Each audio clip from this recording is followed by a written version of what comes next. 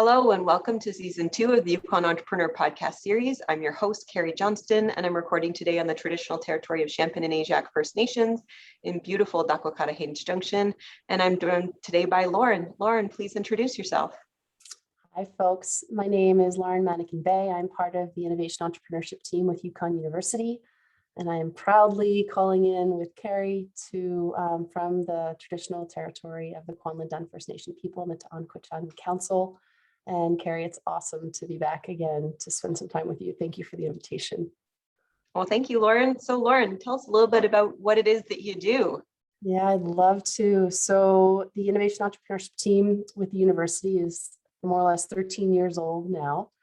And we have been funding innovators and entrepreneurs with funding. We've been offering funding. We've been kind of giving resources and expertise. And most recently, a couple of years ago, started an incubation program for people, just to quote Stephen Mooney, who was in this role before me, with crazy good ideas along the innovation spectrum. I could talk a little bit more about that.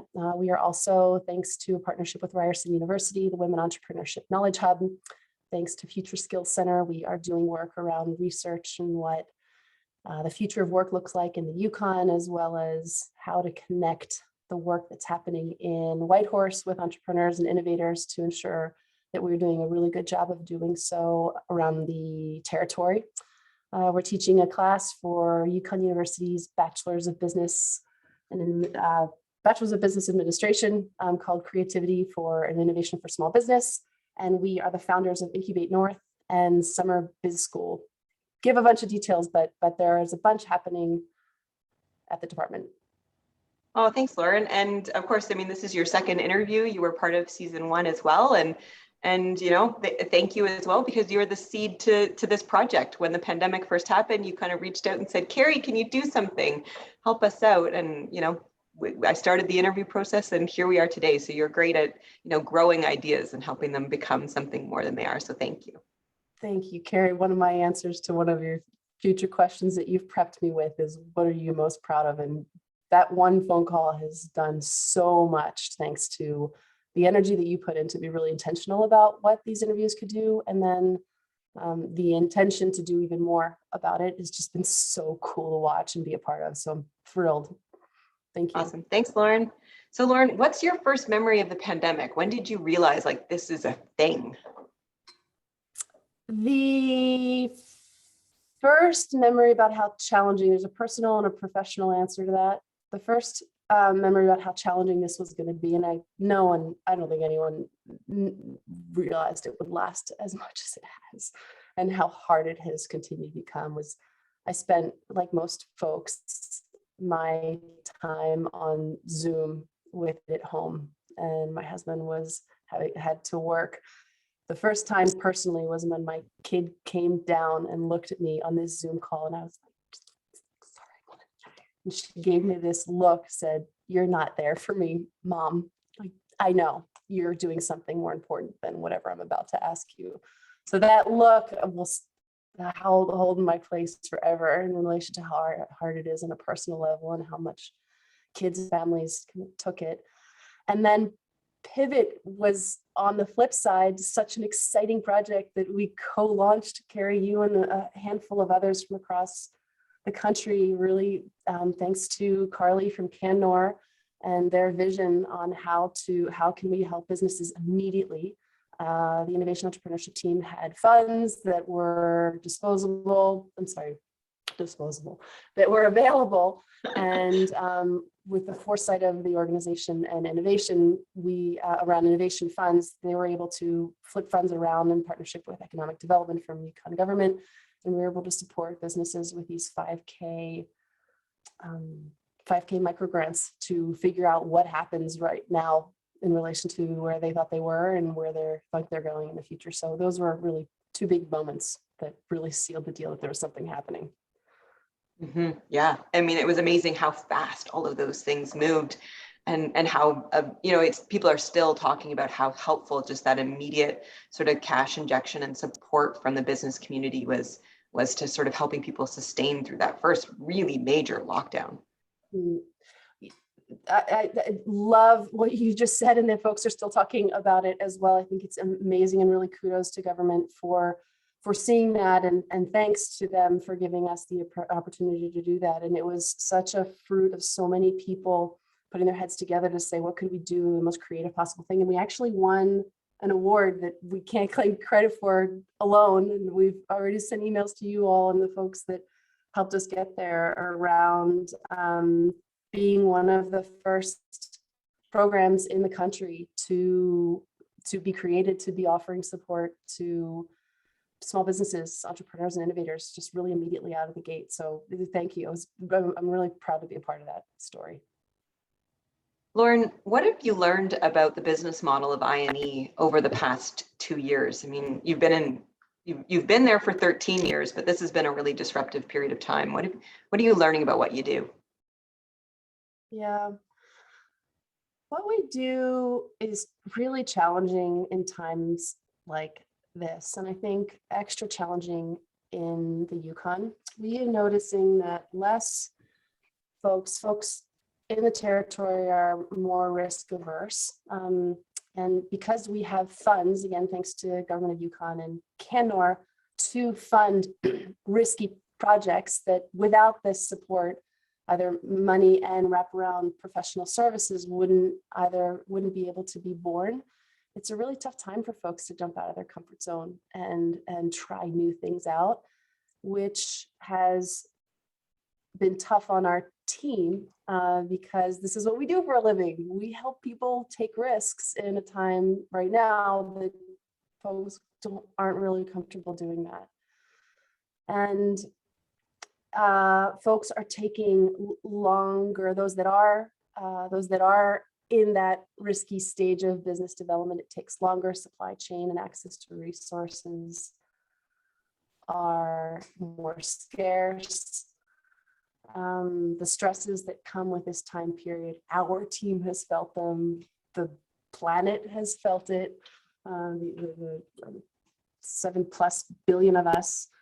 So it's been an interesting model where on any given day, this team has had to reinvent ourselves really regularly to meet this idea of innovation and entrepreneurship right where it is in an evolving time. And now even more so, we're really having to be super creative about our messaging and our outreach and how we are communicating and connecting with people. It's been a tough time where we really have to be on our toes at a time where a lot of folks are settling down just to hopefully let the weather pass. So it's a little bit what we've learned. Your client base is Yukoners. That's who you serve. So what are you learning about your customer during this time? Yeah, I think spoke a little bit to that just now, that one of the pieces that we started 3 years ago when our team reformulated a little bit and changed a bit was this importance of community and how much community and interacting with people that are in the same mindset. So people that start businesses, hanging out with other people that have started or are starting businesses, that peer-to-peer magic that happens is so critical for business development. It's either for morale, for creative ideas, for, whoa, don't do that. There's another way to go about doing that. I made the same mistake. So we have learned that has been a really valuable piece that our team has been able to offer and has helped us, as I said before, about the nature of our business, really step into, we are part of such a larger whole. There's so many people around the country doing work similar to ours. Let's partner up. Let's share ideas. Let's co-create new initiatives. And the North is so popular now in relation to people trying to be a part of this work that we do, that it's been really exciting because people have said, you're calling from the Yukon? Totally, I'll be a part of that. So again, things that, like I said earlier, things are taking longer to complete, less people are coming through the door. Innovation as we define it today, but it's been sticking around a little bit, is ideas, brand new things that have never ever come into the world, or a redesign or a reconfiguration of something old to meet new needs. So that's essentially a definition of, I don't know, let's try something out. Leadership's inherent in what we do as business owners. What are you learning about leadership during the pandemic? Oh, Carrie, I learned so much that leadership is hard. It's really actually hit home in the pandemic. I am a very empathetic leader, for better and homegirl worse. My tendency is as a leader is to really take on and hold space and be super flexible with the realities that humans are experiencing, whether it's an entrepreneur coming through the door, whether it's a colleague, whether it's an institution. And it takes a toll on those of us that have that good and not so good times trait. So for me, it's really been about stopping is something that I'm not really good at. I again, for better or worse, that I'm constantly trying to push for the next big thing. I'm really excited about growth. I'm really excited about development. I'm really excited and passionate about systems change.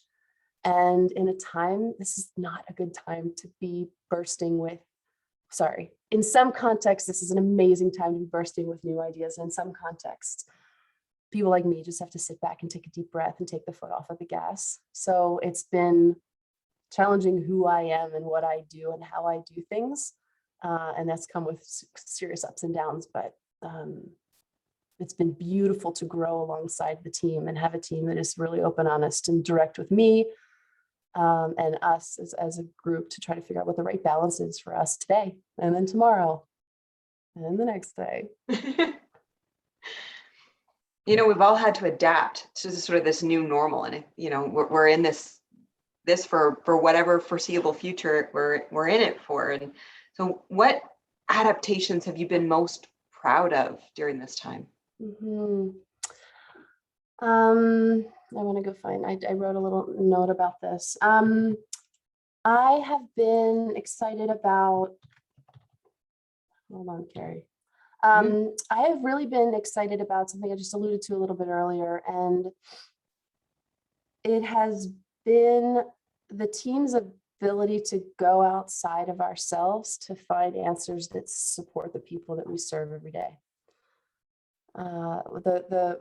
One of those pieces. So we started Incubate North thanks to TD Ready Commitment Program and CamNor, and it is a 12 to 18 month business program that takes entrepreneurs from one plateau to the next, and we support them to get to the next place. And it's challenging in some ways. Our team has to be generalists so that we can understand and see and support businesses from all walks of life in all sorts of industries. At the same time, as when you get into a program like that, it's so important to be able to meet and I'll use this example, but the agri-food or the agri-tech business right where they are, because they're already at one pretty significant plateau. They're already customer facing and they want to get to this next place. So take Coldacre or North Star Farms with Sunny Gray or Michel Duto and Yukon Grow. So we've gone out to partner with organizations that have accelerators or incubators within them, and they are knowledge experts and knowledge holders in that industry. So we are in so many ways, more so than ever, really just a dot connector. So we've created this partnership with BioEnterprise, which is a food and agri-tech engine accelerator based on in Northern Ontario.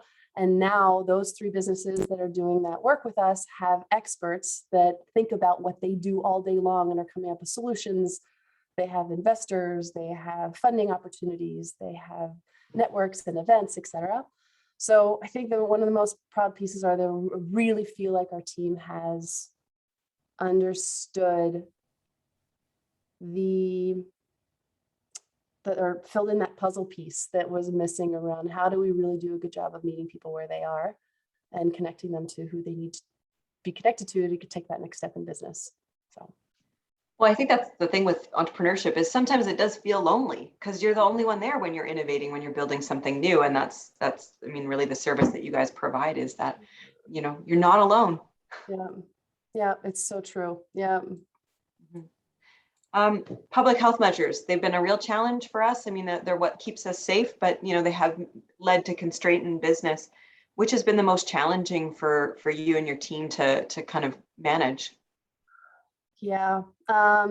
Two, Carrie, have been most challenging. The distancing, in particular, the university has really led as far as an institution around protecting its people and the people that we serve.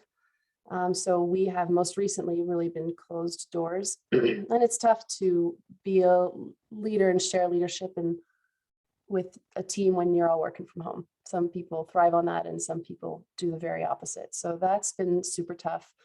And then it also has taken away, this distancing has taken away the ability to connect face to face, smile to smile, and kind of heart to heart with the people that we serve. So incubator businesses that are working in our space, those that are out in the field, and businesses that want to show us the work that they've been doing and the progress that they've been making. It's been super. So that's really, distance has been super challenging for us.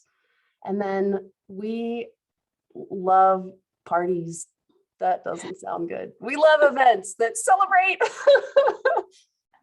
celebrate the work and the progress that people do, and we haven't been able to do that. So giving an opportunity for our incubator businesses to be able to speak to our funders and our sponsors and to be able to share the progress that they've made and have those people come in and share their expertise and their growth. So being online and not being able to celebrate in person has just not been fun. I don't know when that's coming back, but I hope it's Pandemic related supports. I mean, this is the question I always ask about, which support programs have you applied for? But of course, you guys are a support program. So did you want to sort of talk about any of the supports that you've been providing, or? Yeah, absolutely. So really it's the model that we're in right now has been, when you have a good, crazy good idea, it is so cool to have someone a phone call away or and a meeting away to say, I woke up with this crazy thought. What do you think about this? And does this have a place? And our ability to fund that very early stage idea is thrilling. Some of them don't work out. Some of them, all of them go through many iterations. You'll come meet us with this one piece and it's going to change countless times before it gets to the end goal that we didn't even envision, which is just the nature of how cool our funding is, to be really flexible to help businesses grow. And then again, as I've said a couple of times, that wraparound service and the ability to build community for entrepreneurs has been super fun. We'll have one conversation with Amanda, and she'll talk about this idea, and we'll say, whoa, we talked to Joe yesterday. You've got to meet Joe. He was talking about a similar piece. And then Amanda and Joe hook up or meet. then they go and go create something together. Or, hey, we've got bioenterprise, or folks at Ryerson are talking about the same thing, or Innovate BC. And anyway, so it's the most exciting part of my role, but our role, I think, as an organization, is to be able to just meet people where they are and connect them as quickly as possible to the services. And there's a ton out there. Uconstruct has so many things going on. Denone Ventures, Tech Yukon, the chambers have a lot of really cool pieces. MyTax, there's a lot out there today, which makes our job even harder, because when we were alone in the world of kind of innovation, but now there are so many other pieces, so we have to filter people into, it's been interesting maneuvering between, you could do this or you could do that.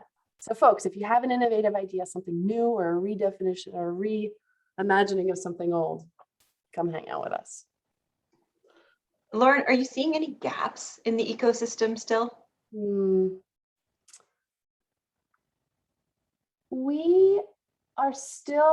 We took a really close look at this 3 years ago. I used to be with the Uconstruct team, and then I moved over to what was called Climate Innovation, and now folks may know is Innovation Entrepreneurship. And the 4 gaps that we saw that were really big were boot camp kind of market validation program. So I have this idea. The early stages are really in place. I just need to see if the world is ready for it.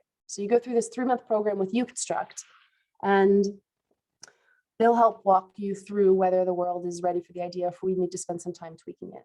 And then there's a gap that I would really argue is super important, and that's the gap where you go try that piece out. You join CoSpace or make space at UConstruct, or you sign up for membership with the chambers, and you go and see what the world says about your idea. And I think that's an important gap. It's really important that we, in particular Yukoners, because we are so fortunate in this territory to have so many resources, that it's easy to kind of jump from resource to resource, but that you going out and trying it on your own and seeing if it's, and really trusting your own entrepreneurial skills in community is really important.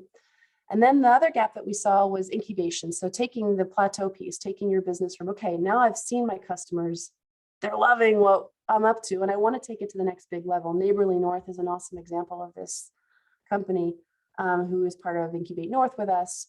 That was a gap, and now it no longer is. And then investment readiness, preparing Yukoners with disposable income with the idea of investing in entrepreneurship, and entrepreneurs to be really ready to speak to an investor that's going to put their hard-earned money into you was a gap. But we are with UConstruct really attacking that gap, especially now in the next 3 months. We are running a Yukon Investment Challenge funded in partnership with Cannor, with Spring Activator. And the last one that I would say, Carrie, a very long answer to your question, is mentorship. We are working with UConstruct, thanks to funding from Future Skills, to really create a mentorship network that supports people in any stage to have a few buddies that can help answer those really important questions that are not necessarily from a funding body or a support organization like those of us that are out there, but really peer-to-peer Yukoners standing up for Yukoners next to Yukoners, helping them get to where they're going, is something we're still working on. Oh, that mentorship piece comes up time and time again in our interviews, those who found them, but and just how helpful it really is in helping them move through growth in their businesses. Yeah. How are you thinking about things differently? You know, we're in this shifting economy, and where do you see opportunity? Yeah. The opportunity that I'm super excited about, and is only in the early stages, is the one for our department, but I think generally speaking in the Yukon, and I think we're going to catch on to this more widely, is how critical entrepreneurial skill sets are. This idea of design thinking, creativity, networking, following your idea and building upon it is so critical around the future of work. I think entrepreneurial classes, we believe that entrepreneurial classes should be absolutely starting in elementary school and beyond, and really taking people through. And there are a lot of programs not in the Yukon yet that are helping youth explore entrepreneurship and their own entrepreneurial skill sets. So that's critical. So, but the real opportunity for our team, and generally speaking, is to spend more time at the university with university students, staff, and faculty in relation to supporting businesses, or supporting all of those folks to have those skills in everything that we do.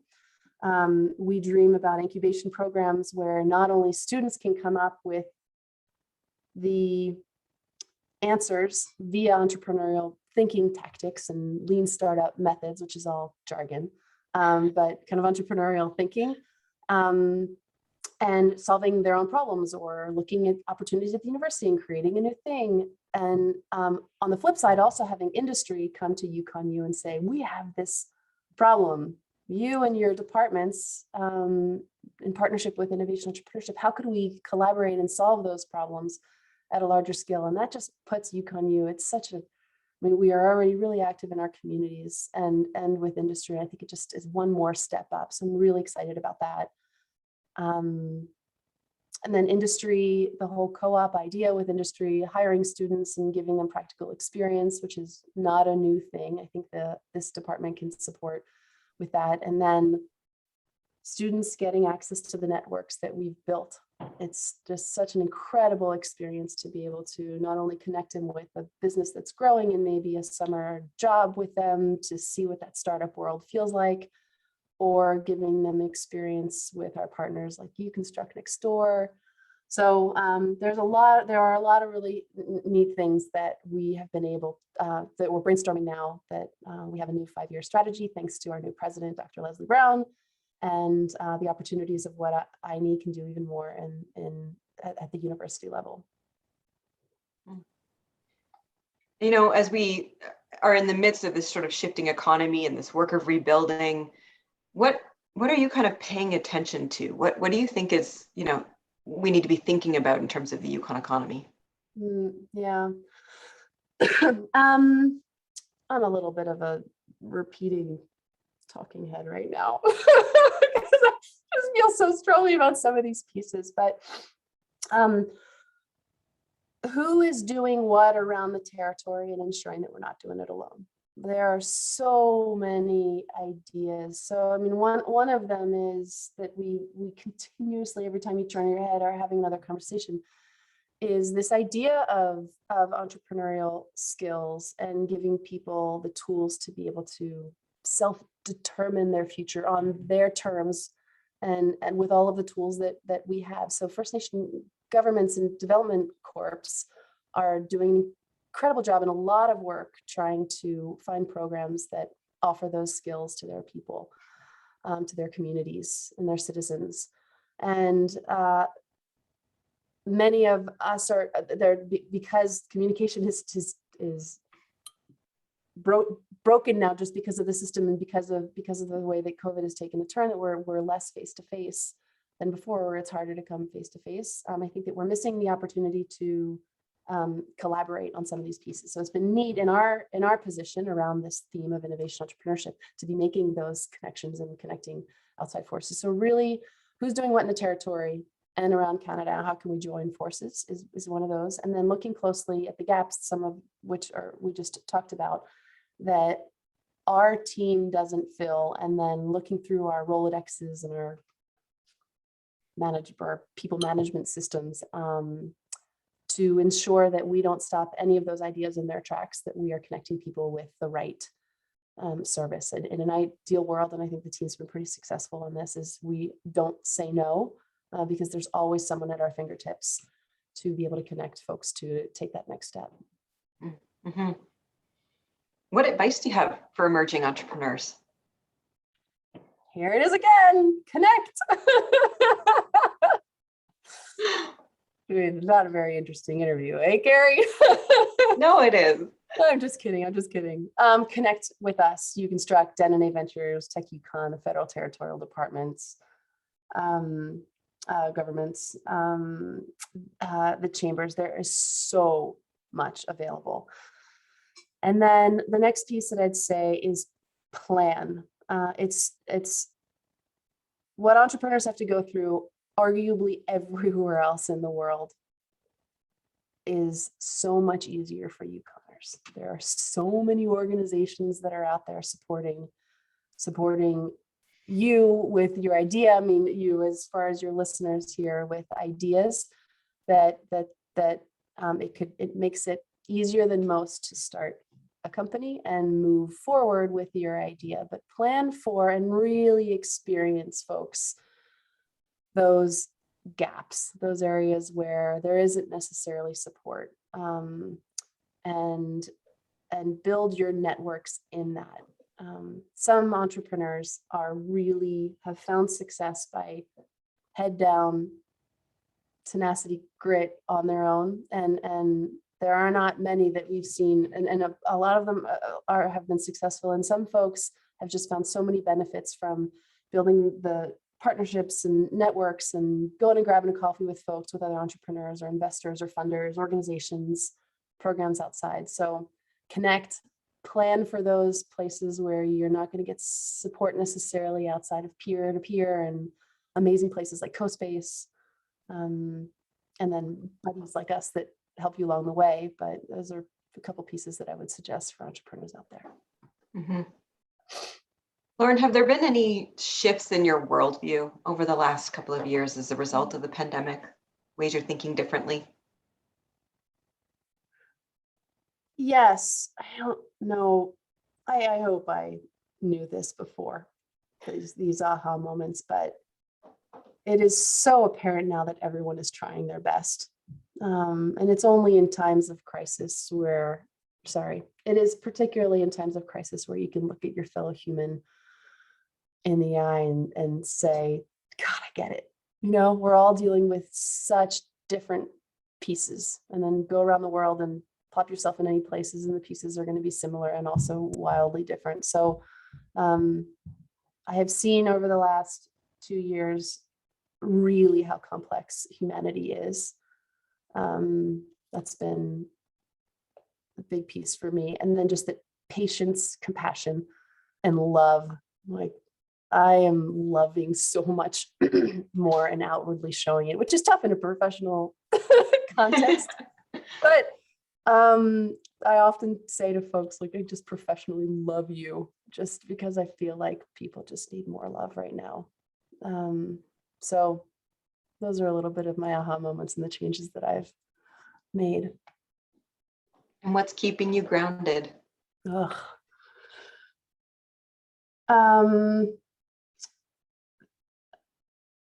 I love to work. I love work. I work day and night if I didn't have other people counting on me. I just love getting into it and the things that I'm passionate about, just going full steam. And my wellness practice now has been to work less, to try not to be as obsessed about it, because the pace at which people who love to work and think about it all the time, it's not good for us, those of us that are like me, but also just to, like I said earlier, like, get off the gas a little bit and work less. So it's been amazing to see what I see now, because I'm less, no, I'm probably still as obsessed and caring about it, but it's been cool to make the connections that are arguably more important in some ways than those other ones when we're moving as fast as I have in the past. I think a lot of leaders are feeling that right now, and it's burnout, really.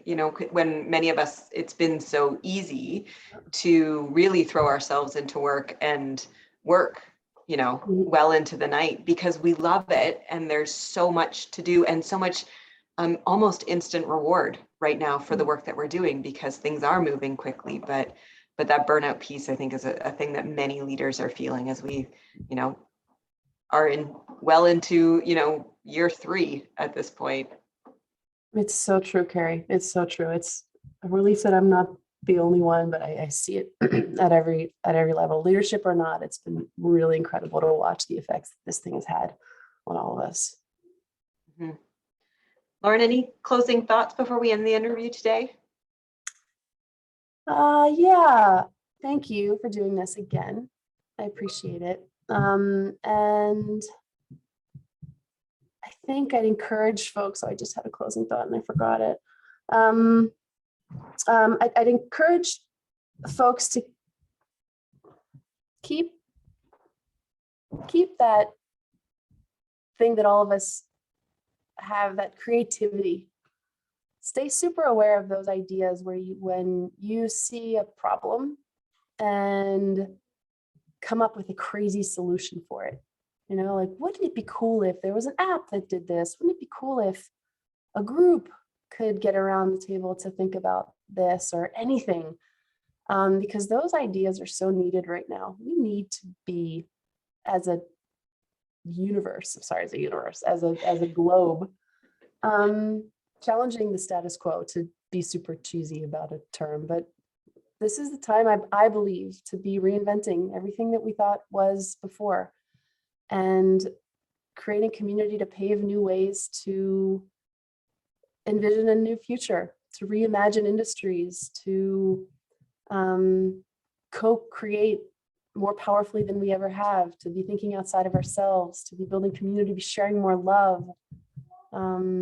Those are my closing thoughts, I think. And yeah, and I appreciate everything that you're doing. Oh, thanks, Lauren. Have a good day. Yeah, thank you, dear. Ciao.